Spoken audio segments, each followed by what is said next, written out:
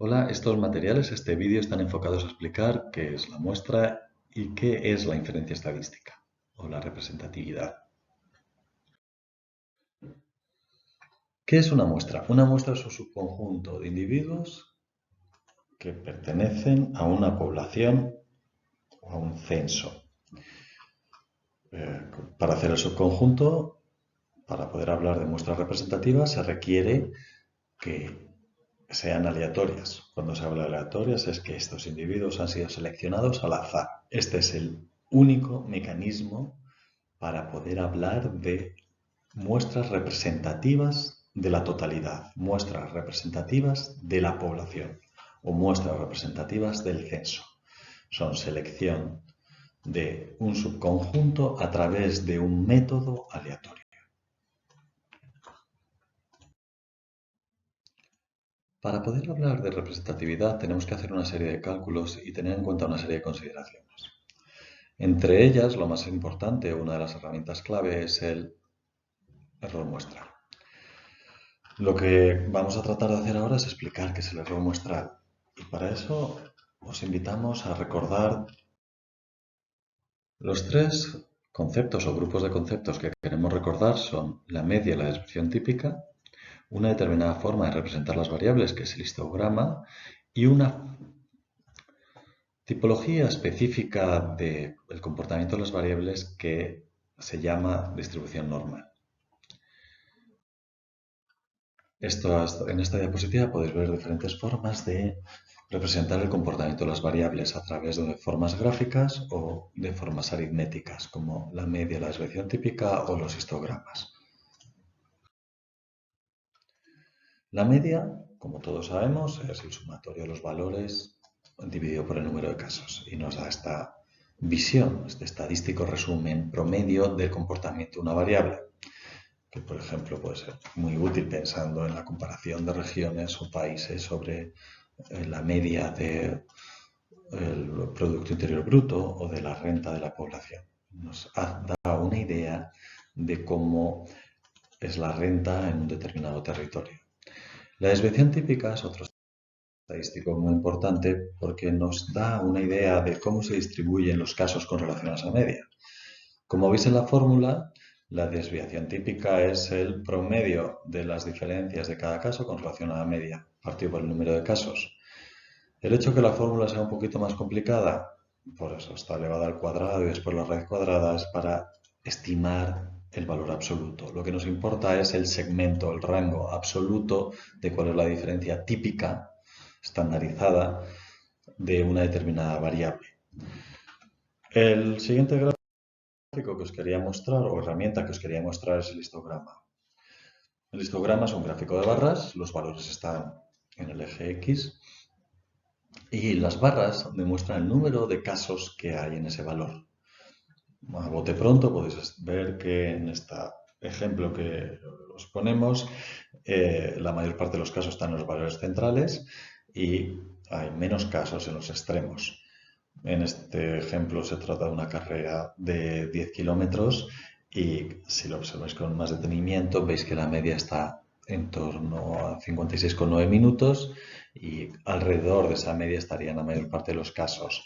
Y los que han tardado menos de 40 minutos en la carrera son poquitos y los que han dado más de 80 minutos también son pocos casos. Bueno, pues de una forma gráfica nos hacemos una idea de cómo funciona una determinada variable, aunque también tenemos la información aritmética, como podéis ver a la derecha del gráfico en el histograma.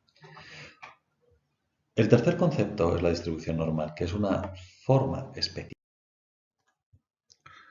Hay una distribución específica de las variables que es la distribución normal. Lo que vemos aquí es un histograma que representa una especie de sombrero mexicano de campana de Gauss, recuperando el nombre del estadístico que identificó esta forma. Y esto no quiere decir que la distribución normal sea lo que haya que lograr, ni que sea muy habitual. Es verdad que hay muchísimos fenómenos en la vida, en la realidad, que tiene esta distribución, pero otros muchos que no. O sea que Quizás lo normal no es el nombre más adecuado para describir una determinada situación, porque parece que invita a que sea lo que tiene que ser, y no es así. Es solamente un nombre específico para una determinada forma en la que se desarrollan los datos. La distribución normal tiene una serie de características. Estas son que la media está en el centro, es decir, deja el 50% de los valores a la izquierda y el otro 50% a la derecha. Que a más o menos una desviación típica de la media, sumándoselo y restando, se encuentra en el 68% de los casos. Y a dos desviaciones típicas, el 95,5% de los casos, que sería lo que aparece en la diapositiva en ese rango que incluye lo azul y lo naranja, lo azul oscuro y lo naranja. El 5% restante se distribuiría a un lado y a otro, que serían los aleros del sombrero, que tienden a infinito, que serían el 2,5% y 2,5% de los casos, hasta ese 100% total.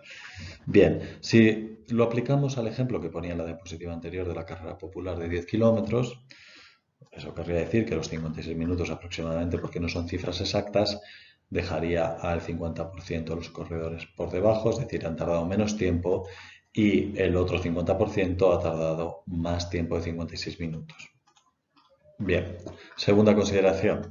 Si sumamos y restamos una desviación típica a la media, vuelvo a insistir que son datos aproximados, sería 56 menos 8, 48 minutos, y 56 más 8, 64 minutos. Entre el minuto 48 y el minuto 64 entrarían el 68% de los corredores y las corredoras.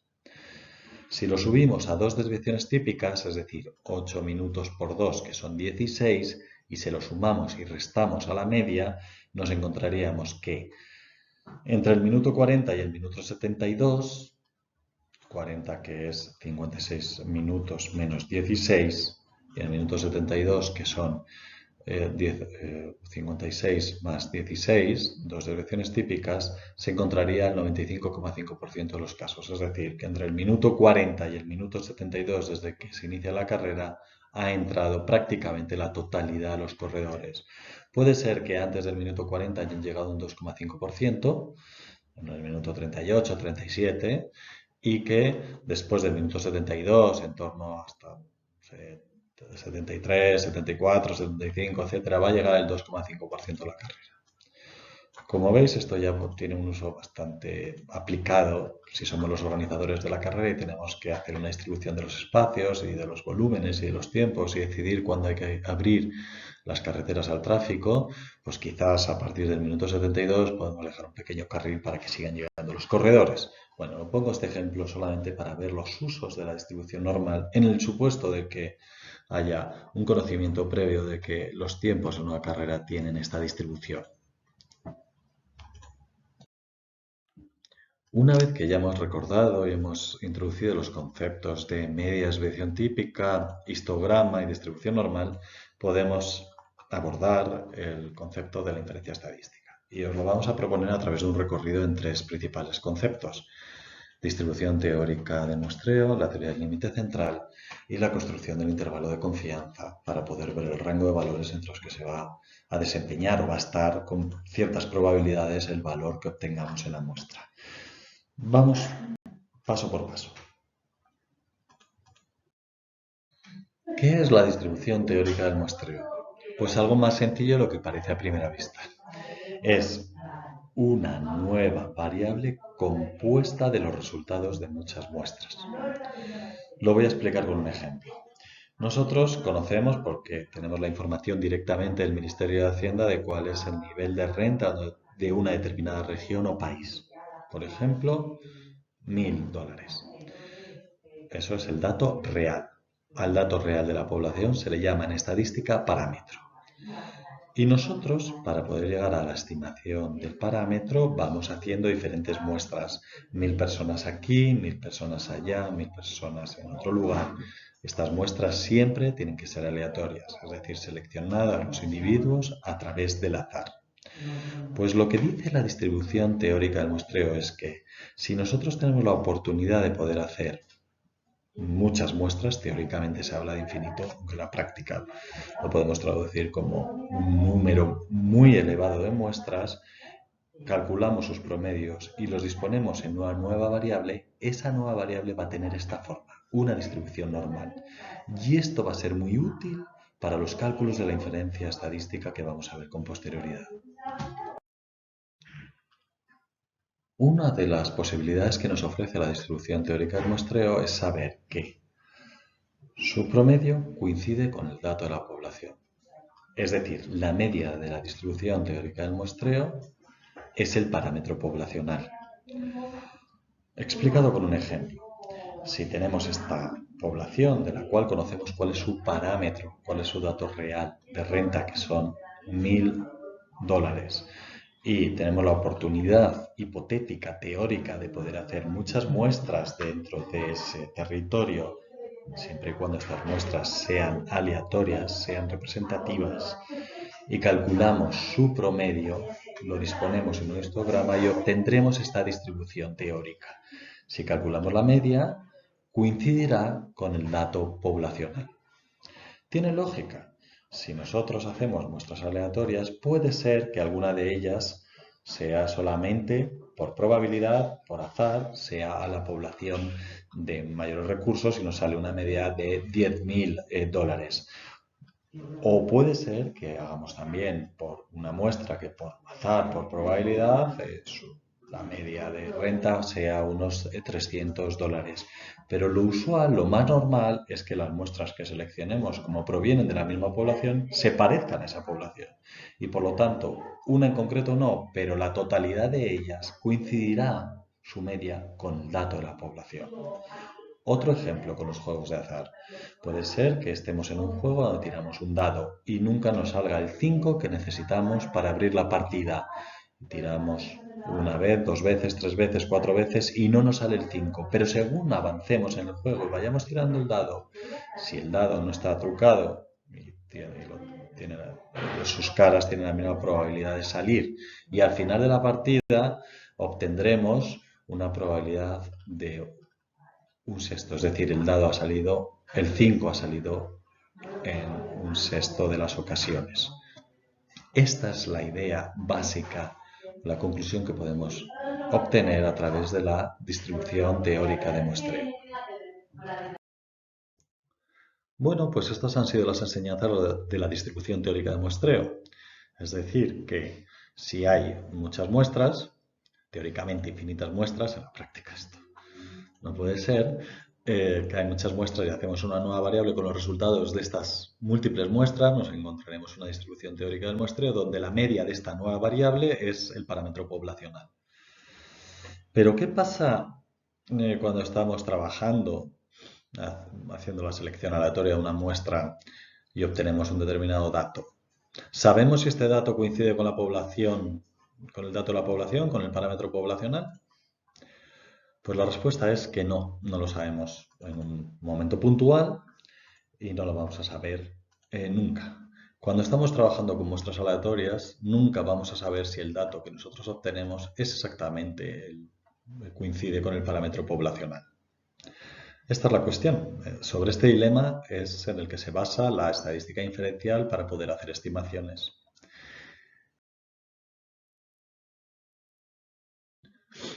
Entonces, el dilema que se plantea con la estadística es que nunca vamos a saber con exactitud si lo que obtenemos con una determinada muestra es realmente el parámetro poblacional.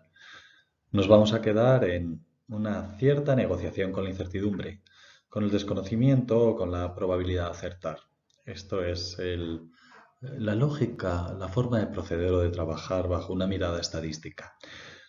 Como en el chiste que tratamos de contar, de decir, bueno, pero después de todo esto, después de todos los procesos del muestreo aleatorio, ¿no vamos a tener la seguridad de que estamos realmente identificando lo que la población piensa o tiene o hace?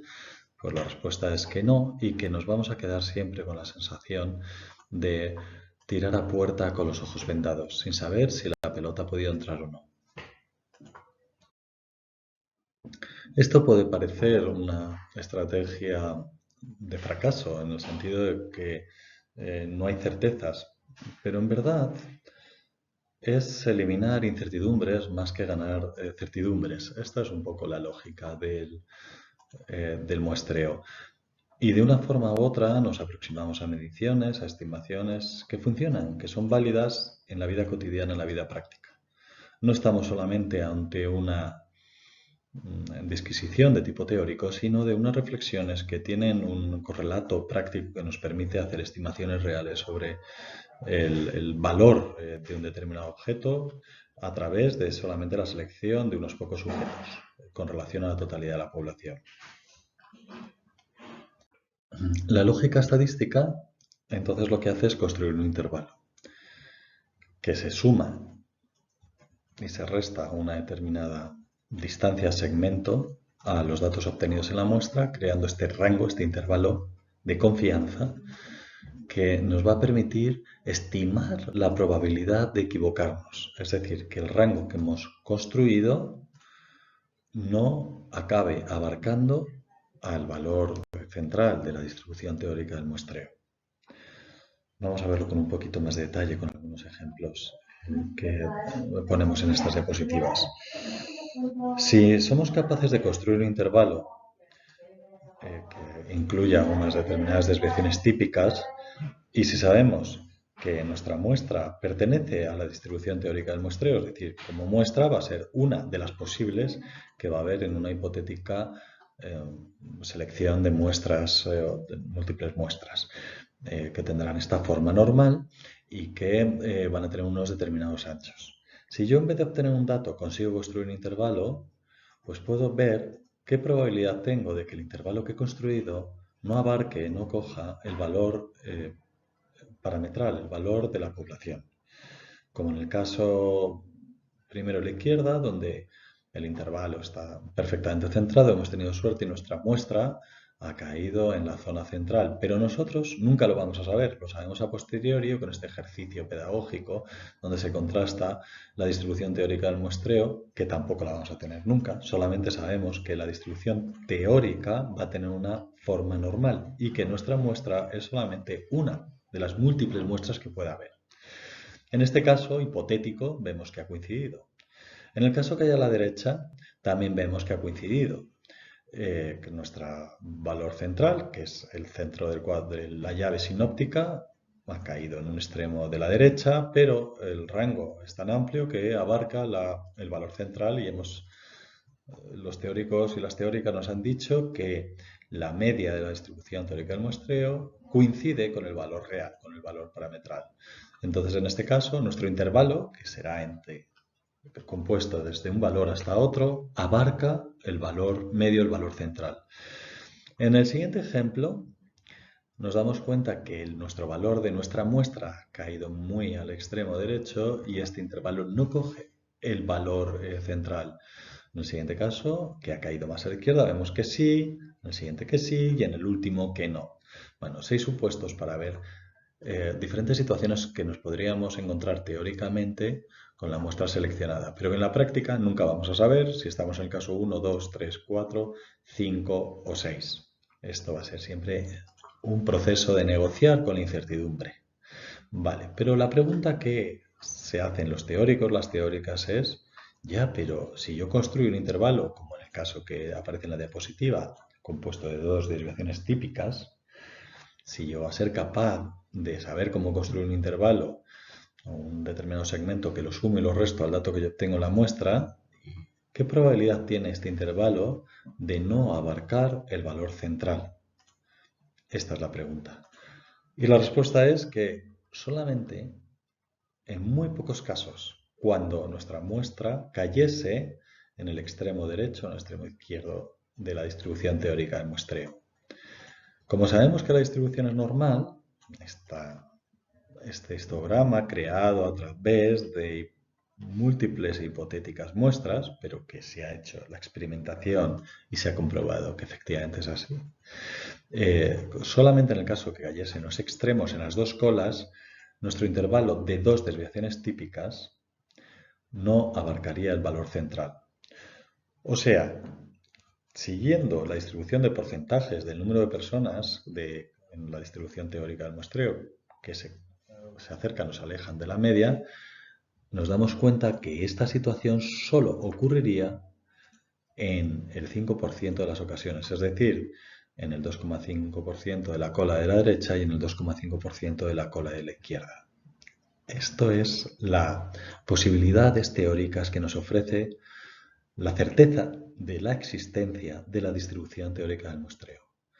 Nosotros no sabremos cómo es nuestra muestra, pero sí sabemos con certeza que la muestra que escojamos pertenece a una distribución teórica, porque no lo vamos a hacer en la práctica, pero insisto en que se ha llegado a reproducir a una distribución teórica donde el histograma que se construyese con los resultados de todas esas muestras tendría una forma normal. Como la forma normal tiene unos anchos reconocidos, podemos establecer determinadas inferencias, determinadas conclusiones. Es decir, que si llego a construir un determinado rango, en vez de dar un dato, obtengo un rango, me puedo preguntar, ¿cuál es la probabilidad de que este rango que he construido no abarque la zona central, la media, el límite central? Y sería solamente en un 5% de las ocasiones. Sobre esto se apoya la inferencia. Tratándolo de explicar de otra forma, voy a seguir jugando al fútbol sin saber si el balón que golpeo va a entrar o no en la portería. Y voy a tener los ojos vendados y no voy a saber si esto ocurre o no ocurre.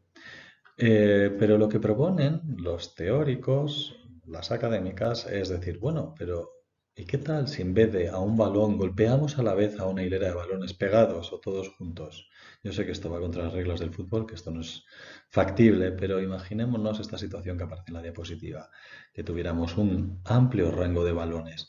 Yo seguiría pegando una patada, en este caso no un balón, sino una hilera de balones con los ojos cerrados y tampoco sabría si van a entrar o no en la portería, pero también sé con bastante certeza de que incremento la probabilidad de que algo de este segmento toque la portería.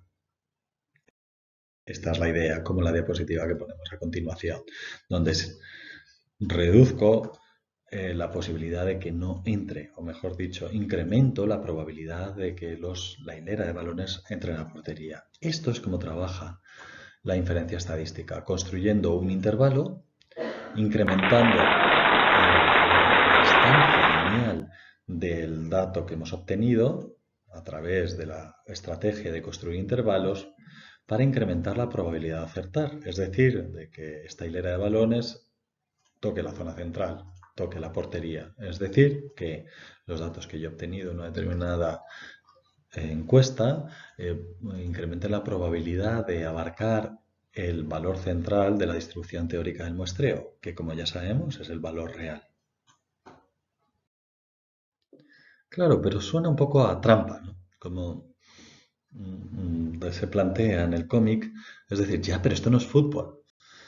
Bueno, podemos cambiar un poco esas reglas de juego para hablar de fútbols donde estaríamos jugando con intervalos más amplios. Y así trabaja el muestreo. Si nosotros nos ceñimos exclusivamente a un dato único, pues la probabilidad de acertar de que nuestro dato coincida con el valor real central, pues es bastante grande, sin llegar a saber nunca si lo lograremos o no.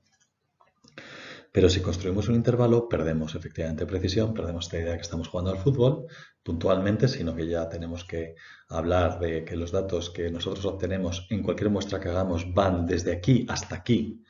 No vamos a poder ofrecer un único dato aislado, sino que siempre tenemos que ofrecer un intervalo.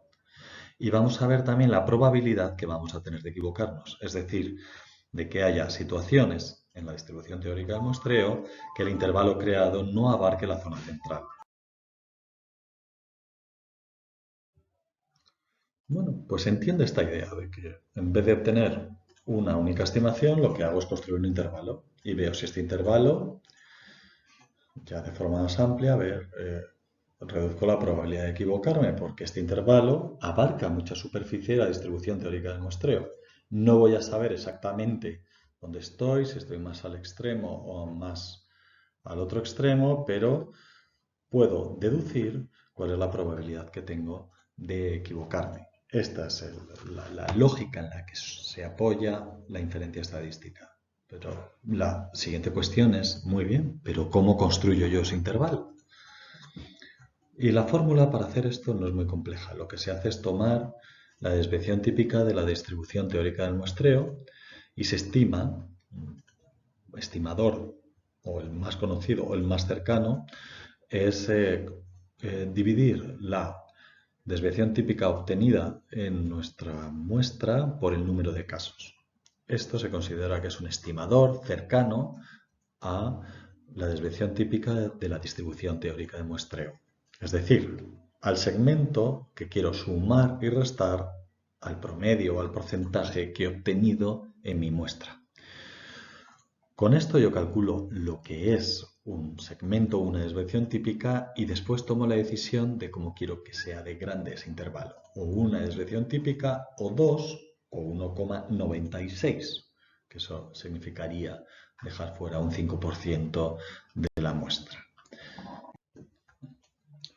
Bien, pues entonces ya sabemos que para poder estimar la desviación típica de la distribución teórica del muestreo, un aproximador que tenemos es la desviación típica de nuestra muestra dividida por el número de casos.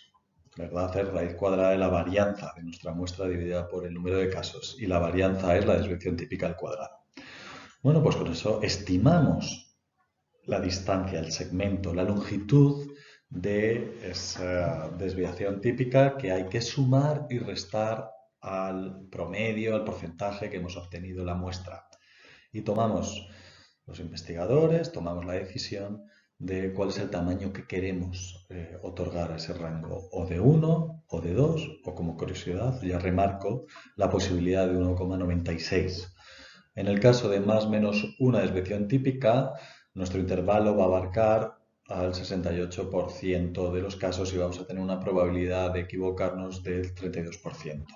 En el caso de dos desviaciones típicas, nuestro intervalo va a abarcar al 95,5% de las posibles muestras y vamos a tener una probabilidad de equivocarnos de 4,5. Por eso se suele utilizar 1,96, porque eso es, en la distribución normal es el intervalo que abarca el 95% de los casos, para que cuadre esta cifra con 95. Y otra cuestión que a veces induce a confusión es el término que se le da a este intervalo construido y con la decisión tomada de qué longitud tiene que tener, que es en el caso de usualmente de 1 o 1,96 o 2 desviaciones típicas. A este aparataje se le llama error muestral.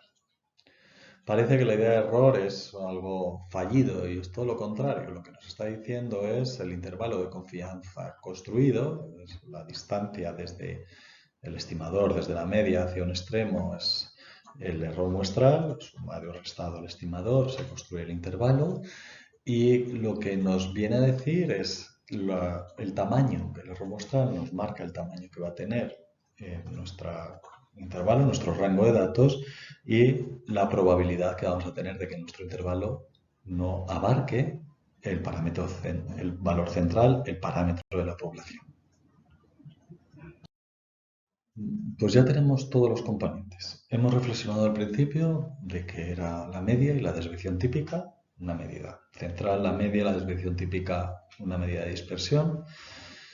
Hemos hablado también de que es un histograma, que es ese gráfico que representa la distribución. Hemos visto una forma específica de las variables de un histograma que se llama la distribución normal. Y con eso nos hemos metido en la reflexión sobre la inferencia estadística. Para eso hemos introducido el concepto de distribución teórica del muestreo, que ya sabemos que es una nueva distribución compuesta de múltiples, teóricamente infinitas muestras, y que es el resultado de operar con un estimador, por ejemplo con la media en todas esas muestras, obtendríamos una nueva variable que tendría una forma normal. Lo beneficioso de esto es que conocemos las magnitudes de la distribución normal y sabemos a qué distancia de la media se sitúan los diferentes porcentajes de casos. A más menos una desviación típica de la media está el 68, a más menos 2 el 95,5% de los casos. Y esto nos vale para llegar al último paso de la inferencia estadística, es decir, si la distribución teórica del muestreo en esas situaciones hipotéticas, o como he comentado ya, que he comprobado empíricamente, donde yo selecciono muchísimas muestras y construyo una nueva variable, me doy cuenta que la mayor parte de ellas van a estar cerca de los valores reales, de la población, pero puede haber situaciones que se vayan a los extremos. Bien, como nunca voy a saber dónde se va a situar mi muestra, voy a construir un intervalo en función de los datos que obtengo, un intervalo que incremente la probabilidad de abarcar, de recoger esos valores centrales. Si lo hago lo suficientemente grande, puede ser que minimice la probabilidad de equivocarme incluso hasta solamente un 5%, en el caso de 1,96 o 2 desviaciones típicas, redondeando. Esta es la idea. Por ejemplo, si yo obtengo que el 80% de la población tiene acceso al agua y tengo un error del 7%, un error muestral, al cual ya he incorporado las dos desviaciones típicas,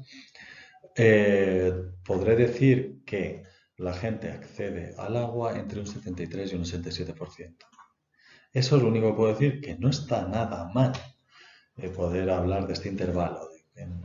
Con la población con la que trabajamos, la gente accede al agua entre un 73 y un 87%. Si alguien nos pide un dato singular, nuestra respuesta tiene que ser contundente. No podemos darlo. Lo único que podemos decir es que entre el 73 y el 87% de la población tiene acceso al agua. Pero puede ser perfectamente el dato real 86, 85, 84, 83. No lo sabemos. Y a no ser que hagamos otras cosas de otra índole, digo, censales, de carácter censal, nunca lo podremos llegar a saber, ¿no? A no ser que lo hagamos un cuestionario a la totalidad de la población, al censo. No podremos llegar a saber con exactitud dónde está nuestra muestra. Y además, no solamente esto, solamente podremos decir que estamos entre un 73 y un 77% y que tenemos la probabilidad de equivocarnos de un 5%. Y que puede ser justo la muestra que nosotros estamos presentando, que se haya ido a los extremos y nunca lo sabremos. Pero es verdad que de 100 ocasiones que solamente me equivoque en 5 no está mal. Es una incertidumbre que podemos asumir. O sea que en la práctica lo que se hace es asumir que mi dato cae en la realidad y que está entre un 73 y un 87%. Con diferentes estudios, diferentes evaluaciones, pues irá viendo si realmente estamos muy en los extremos o no. Pero esta situación en la que pueda haber diferentes evaluaciones que nos aproximen al dato no suele ser lo corriente.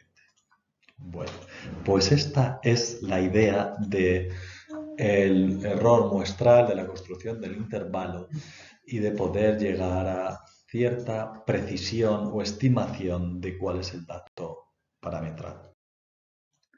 Muy bien, pues ya hemos calculado el intervalo de confianza. Para eso hemos tenido que calcular el error muestral, que es uno de los segmentos, y con eso podemos hacer las estimaciones con el dato que obtenemos en nuestra muestra y ver la probabilidad que tenemos de equivocarnos con ese intervalo, ese rango construido. Pero hay una consideración también que tiene claras repercusiones prácticas a la hora de tomar decisiones, que como veíamos en el cálculo de la longitud del segmento, al cual le tengo que aplicar el número de desviaciones típicas que quiero, este segmento por 1, por 2 es bastante usual, o por 1,96 para construir ese rango, aunque eso es una decisión que tenemos que tomar nosotros, los evaluadores, las evaluadoras, en cada uno de los ejercicios de evaluación. Como recordamos, para calcular ese segmento utilizamos la fórmula de raíz cuadrada de la varianza partida por el número de casos. Eso quiere decir que interviene en la ecuación la n, el número de personas entrevistadas. Es decir, a más personas el rango es más estrecho, con lo cual hay más precisión. A menos personas el rango es más amplio y hay menos precisión. Esta es la lógica y siempre vamos a estar jugando con esos dos parámetros.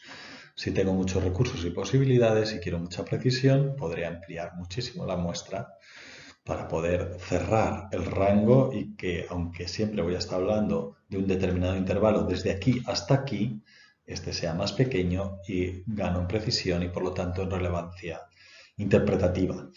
La cuestión es que esto depende del número de personas o número de casos que estén dentro de la muestra.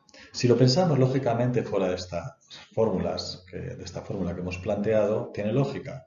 Si yo tengo una población total y hago una selección de un pequeño conjunto de individuos de esta gran población, la probabilidad de equivocarme es bastante grande. Pero si esta muestra crece y se va pareciendo bastante a la población, la probabilidad de equivocarme es menor. Bueno, pues esto obviamente se reproduce en la fórmula que está planteada. Bien, esto entonces nos permite jugar con las posibilidades reales de aplicación en la evaluación, incluso por la naturaleza de la información a la cual quiero responder, la naturaleza evaluativa.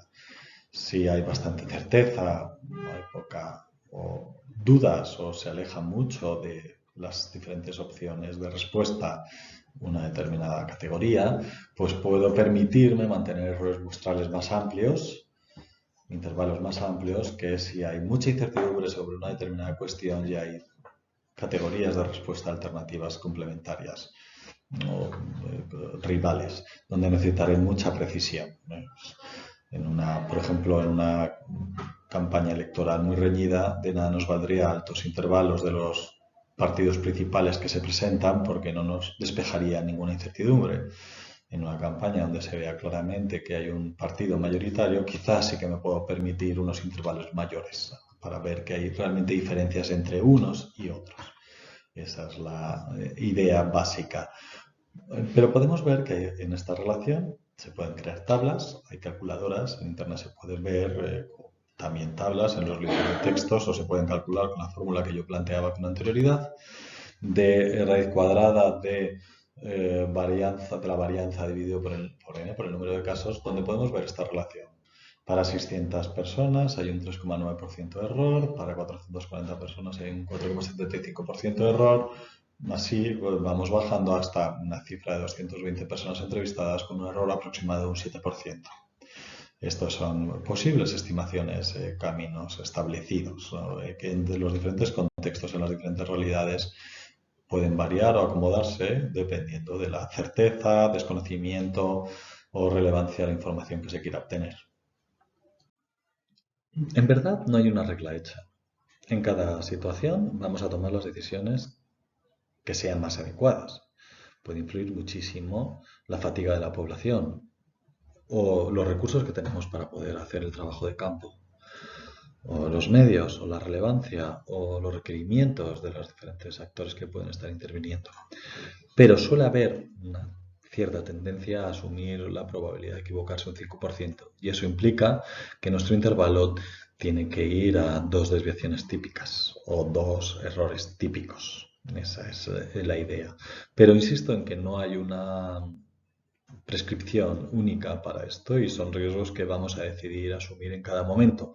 Si por las necesidades que tenemos que asumir unos porcentajes mayores, pues no queda más remedio, aunque no solamente tiene una repercusión en la precisión, sino también en la credibilidad.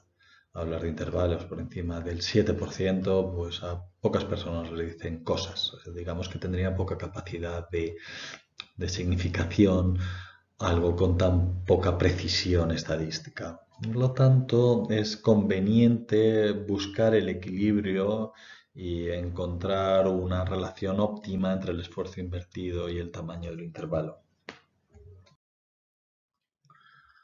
En cualquier caso, todos estos procesos inductivos de llegar a estimar el intervalo para poder saber la probabilidad que tenemos de equivocarnos se basan en la aleatorización de las muestras. Es decir, tiene que ser la selección del subconjunto de personas que van a responder a nuestras cuestiones o sobre las cuales vamos a indagar, tienen que ser seleccionadas aleatoriamente.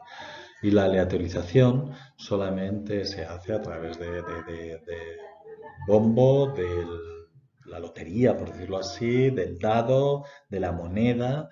El azar solamente se consigue en determinadas situaciones. Es cierto que hay programas informáticos que lo imitan y probablemente actualmente pues no habrá posibilidad de diferenciarlo de procesos naturales de aleatorización, pero en principio la aleatorización solamente estaríamos en ejercicios libres de selección de determinados números, como se puede ver en las loterías o en situaciones de este estilo. Era muy usual ver en los libros de estadística, cómo te aportaban tablas de aleatorización, donde diferentes personas se dedicaban a probar, a tirar dados o a sacar bolas de un bombo con diferentes números y los iban poniendo en tablas que tú utilizabas, ¿no? Ejercicios de aleatorización previos que se habían hecho. Ahora con las hojas de cálculo y con otros programas, pues hay imitaciones, pero nunca está de más volver a los sistemas tradicionales del azar. Y esta es la esencia. Sin aleatorización no hay capacidad de inferencia estadística. Para conseguir la muestra aleatoria, entonces tengo que seguir una serie de pasos. Os proponemos tres. Primero, establecer un censo. El censo es recoger a toda la población que supone el marco teórico de referencia. Es la población total con la que trabajamos. Y eso lo volcamos en algún instrumento, en alguna herramienta como las hojas de cálculo. El segundo paso es estimar el error que queremos para poder construir un intervalo de confianza y una vez que definamos el error vamos a obtener el número de personas que hay que entrevistar. Y el tercer paso es seleccionar de este censo que tenemos recogido en una hoja de cálculo el número exacto de personas que hay. Y esto lo vamos a hacer a través de sistemas aleatorizados, utilizando herramientas que las hojas de cálculo ya disponen.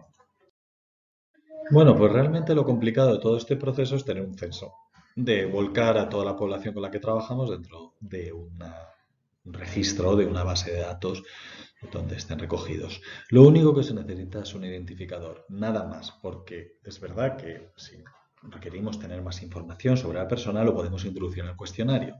Y además, para este ejercicio de selección de una muestra aleatoria, la única información es que cada persona solamente esté una vez en la base de datos. Realmente esto es lo complejo, tener el censo, pero una vez que está, lo demás es muy sencillo, la selección de la muestra aleatoria. Entonces, para eso os proponemos abrir una columna a la derecha del identificador de cada individuo y utilizar una de las fórmulas, por ejemplo, de las hojas de cálculo, que es algoritmos estandarizados, como es el aleatorio o random, y proponemos la fórmula de que nos otorgue un número aleatorio a cada uno de los individuos. Y así una hoja de cálculo lo puede hacer teniendo un valor que lo ha construido con una imitación del azar, pero considerado válido, asumible. Y lo que podemos hacer con posterioridad es ordenar estos valores, estos individuos de menor a mayor. Cada uno ha recibido aleatoriamente un valor y lo único que hacemos es ordenarlos para facilitar la selección que vamos a hacer posterior. Si, por ejemplo, a través del cálculo de aproximadamente el 7% tenemos que seleccionar, entrevistar a 220 personas, pues lo que vamos a hacer es utilizamos el ID como primera columna, después seleccionamos con la segunda columna, proponemos a la hoja de cálculo que nos otorgue un número aleatorio a cada individuo. Ordenamos la base de datos en función de este número aleatorio, por ejemplo, de menor a mayor, y una vez que tenemos esto así, seleccionamos los 220 primeros casos.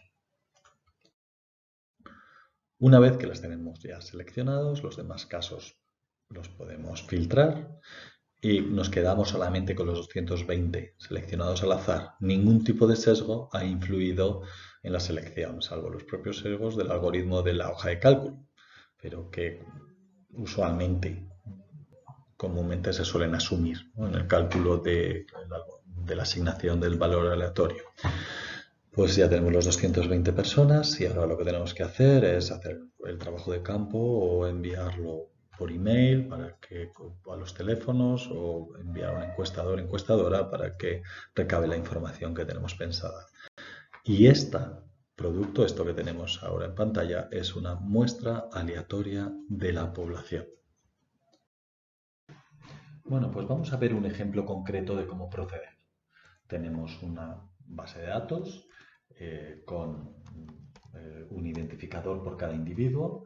También en este ejemplo hemos puesto género y edad y al servicio al que pertenece, pero realmente esto no lo requeriríamos. Solamente con el ID sería suficiente. Lo que vamos a hacer ahora es asignar un número aleatorio a través del algoritmo de una hoja de cálculo que le puede asignar a cada individuo un determinado número. Creamos una nueva variable, como veis en la columna F, la hemos llamado random y hemos incluido la función en la primera celda de igual aleatorio, el paréntesis vacío, nos sale un número y extendemos esta fórmula hasta el final, hasta el caso 40. Nos asigna. El siguiente paso sería ordenarlo de menor a mayor, pero el problema está en que por la propia función de la hoja de cálculo, si lo ordenamos, se vuelve a recalcular los números. Entonces, para eso os proponemos un pequeño paso intermedio, que es copiar la columna F, pegarla en G, pero no pegarla como fórmula, sino como valores. Como veis, a la hora de pegarlo, la primera columna se ha vuelto a recalcular, pero ya tenemos los valores iniciales puestos de forma fija en la columna G. Borramos la columna F y tenemos cada caso asignado con un determinado valor. Ordenamos, por ejemplo, de menor a mayor, podríamos hacer otras propuestas, pero esta quizás es la más sencilla. Se ordena y tenemos que seleccionar, por ejemplo, 10 casos y lo que hacemos ahora es seleccionar los 10 primeros. Si fueran 220, los 220 primeros. Seleccionamos los casos y los demás los filtramos, por no eliminar de la base de datos para que no se pierdan, o hacemos un guardar como para mantener por un lado el censo y por otro lado la muestra seleccionada. Bien, estas personas que han sido seleccionadas a través de una selección aleatoria son a las cuales tenemos que entrevistar. No hay reemplazo, no hay persona más cercana, familiar, alguien que viva en la casa al lado. Esos son otros mecanismos que no están definidos en esta propuesta. O sea que realmente lo que tenemos que hacer es localizar y entrevistar a estas personas seleccionadas aleatoriamente. Y así, si nos apoyamos en la selección de muestras aleatorias, podremos trabajar con inferencia estadística. Bueno, hemos visto un caso concreto de cómo seleccionar una muestra aleatoria a través de hojas de cálculo y también hemos hecho todo el recorrido reflexionando sobre lo que es un censo, lo que es una muestra aleatoria para que pueda ser representativa, qué es el error muestral, ese intervalo al cual vamos a sumar y restar a la estimación, a la media, al porcentaje que hemos obtenido. Y después hemos comentado los 3 pasos para seleccionar una muestra de carácter aleatorio fácilmente a través de cualquier hoja de cálculo y de la función aleatorización para poder asignar un valor. Una vez que tenemos esto, guardamos, hacemos un guardar como, siempre mantenemos el censo, siempre hay que mantenerlo y hacer el cálculo de la muestra.